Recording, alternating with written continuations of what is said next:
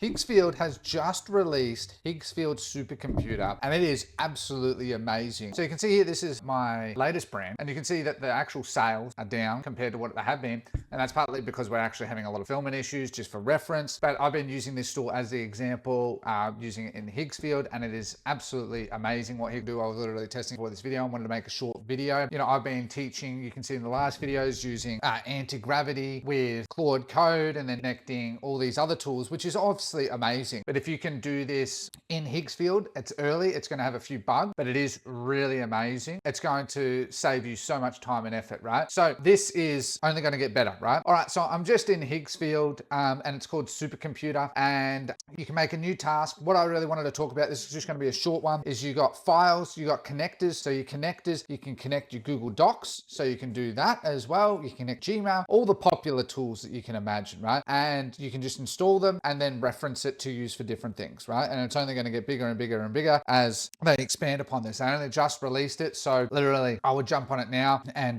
go from there. So what you basically, the main thing I really wanted to talk about was the memory, right? What I really like about supercomputer that I find in like that you do in anti-gravity is you do you want to make a brand guide, whereas this essentially you build the brand guide using memory, right? So it doesn't really matter. You just like add a memory and you talk to it, and by using tools like Whisperflow, you just talk about it, add a heap of creative, because it's all bound into Higgsfield to any creatives you make, and then reference and use it as memory. So you can just keep using it as memory, and you'll see under your tasks, I'm not going to open it up, it's obviously for one of my real brands, but that you can use it for all the tasks, and it saves it as a task, and basically, you know, does the standard thing that we see there now. Because it uses Hermes. Hermes is just an open source, essentially equivalent of Claude Code, where again, it saves an MD file and builds that MD file with the skills and translates it really smart. You can make heaps of memory. So what I really like about this is that, you know, when you, a lot of the time when you use a lot of, let's say you use Claude Code or you do Higgsfield in the past and all of that, you're having to sort of restart, and it can be a bit tedious, whereas this, you're building the brain, right? You know, so like with Higgsfield, I just wanted to show like this is still in Figma, right? And I'm working with my team to design this, but basically AI agents for any part of your business. I plan for it to have integration with Higgsfield and stuff as well, but it'll do a lot of admin of your business, help you with the marketing, help you with your research, you know, so like an AI workforce. So if you want to sign up to it, go to Singular, check my description.ai and join the waitlist. It's still in alpha, so it's not even into closed beta, but I want more people ideally for the closed beta so that then I can build this out. I'm really excited about this tool, honestly. But back to Higgsfield, I just wanted to sort of show that. I just feel it's a really important one, really easy. It automatically uses GPT-5, I found, as well as Seedance 2.0 for video and GPT-5 for the images. So really easy. And just picture for a moment, I've seen a few tools that essentially have this sort of workflow style. Imagine once it has this, while it also then can stitch, because that's what we're going to see is the next iteration, right? Is we're starting to see now you can use this to do all this stuff really centrally and easily. And we're going to start to see where you can make like 3 15-second videos and it'll automatically put it together, make the full script and make you a 45 seconds. So, you know, we're finding that the 10 to 15 second limit is fantastic, but you're starting to hit those thresholds. Whereas tools like this, especially Higgsfield, with the huge growth and funding that they're getting, they're going to build this out and guaranteed have workflows and stuff, right?